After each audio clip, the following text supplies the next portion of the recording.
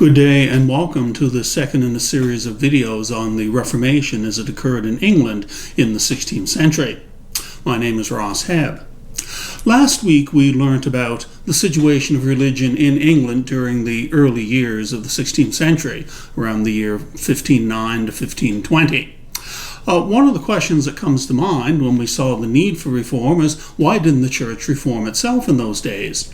Well, part of the answer is that it's very difficult for an institution to actually heal or reform itself. For instance, the bishops and the clergy who benefited from absenteeism and pluralism were unlikely to pass laws or rules which limited their vast amounts of income. They had a great deal of self-interest. Also, some of the problems that existed were transnational, and they only had authority in England, and some of the things that had to be changed, like the church services, involved changes all the way to Rome. So that raises a question in England at the time. If reform was going to happen, who or what was going to do it? What individual or institution had enough power and force to effect changes? And the answer there comes down to the king and the court. King Henry VIII and his advisors. And that was what was going to happen through the 1530s especially. And the king and his court were going to use two institutions that did exist but were less powerful than they. They were going to use the Parliament and pass acts in Parliament to make religious changes the law of the land. And they were also going to use and intimidate and manipulate the convocation, the church or governing organization, to accept these changes or to at least submit to these changes. And so that's how things proceeded. Between 1532 and 1539, Henry and his advisors succeeded in passing a number of laws and acts through the English Parliament that effected a great deal of jurisdictional change in the English Church. Now, one of them ended the practice of annates, that is, when a man came into a bishopric of paying 1/3 of that money to Rome as a tax for the next 3 years. Another act of Parliament ended the paying of Peterpence, that poll tax of each individual that eventually ended up in Rome. And also there was an act which ended the practice of court case appeals all the way to Rome.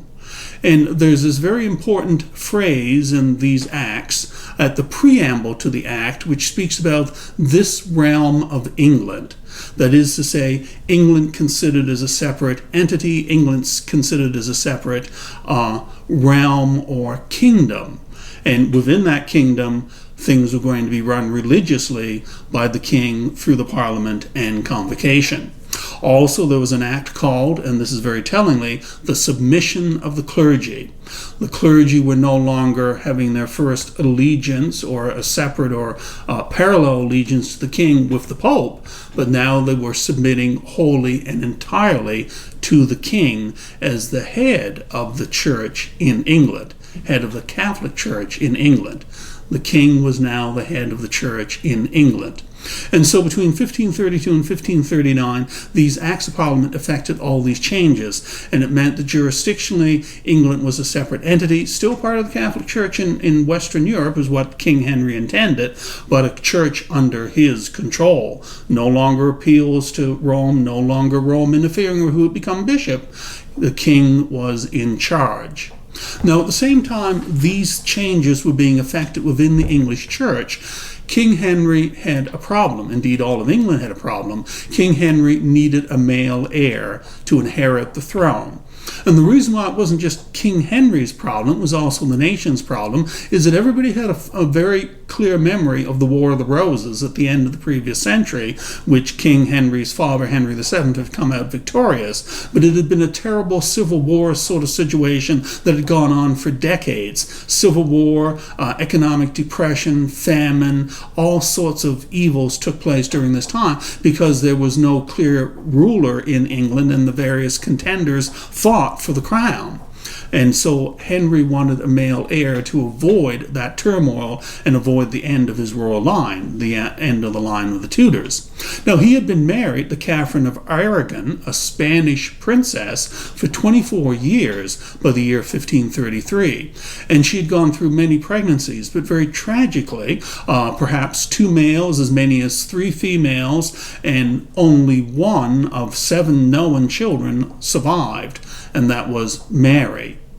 Mary was the only living child, and the thought was that England couldn't survive having a woman on the throne because that wasn't accepted in those days, and the only case of that happening was Queen Matilda centuries earlier, and that had been a terrible situation. At the same time King Henry needed a male heir, he also fell in love with someone that was brought to his attention, Anne Boleyn, and in 1533 she was pregnant. So now, with King Henry as the head of the church in England and no appeals to Rome, there was an easy way to solve the problem. He had tried earlier in getting a dispensation from his marriage from the Pope. And he actually had a good case for this because, of course, in Scripture, Leviticus 20:21, it disallowed the marrying of your dead brother's wife, which is precisely what Henry had done in marrying Catherine of Aragon, because she had been married to his older brother Arthur before he died, and also the whole string of stillbirths and of children dying early in life was seen as a divine judgment. And so Henry thought, well, this is a great case, and surely the Pope will grant my dispensation. And he would have, except there was a problem, because the Pope in Italy wasn't simply the head of the Roman Church in Western Europe, he was also a worldly prince, and he had kingdoms and all sorts of territory under his control, and he had been invaded and conquered by the Emperor of Spain, Charles V, who just happened to be Catherine's nephew. And the Pope wasn't going to offend the person who controlled his lands and who he was effectively a prisoner by granting Henry VIII this annulment. And so no annulment was ever going to be forthcoming. So in 1533, with the need for a male heir, with Anne Boleyn pregnant, with a child coming later on that year, Henry had the Archbishop of Canterbury, Thomas Cranmer, declare his marriage invalid. And that's what happened. Anne Boleyn bore her son. There was a little problem. It wasn't a son, it was a daughter. It was Elizabeth. But Anne was young, they were still in love, there was time for another child. That was the status in 1533. As we know, things would deteriorate for Anne. She wouldn't give birth to a healthy son, and Henry would look elsewhere for a viable heir and another wife. But that's a separate story. Now, the other thing which took place in 1536, during these great years of change in England, was the dissolution of the monasteries, and this was a big deal. It was the biggest transfer of land in England since the Norman conquest in 1066. There were over 2,000 monasteries and various other houses of religious observance within England that were abolished by the king. Now, the way this was done, Henry was desperate for money and he was the head of the church. He had some of his advisors go around and conduct a survey. There was a royal commission to examine all these monasteries, and they did indeed find a few abuses in maybe literally a handful of houses, and they were made to seem to Parliament and to others as representative of what was going on in these terrible monasteries all throughout the realm of England. Not many people were convinced, but who was going to oppose the king when this act was brought to Parliament?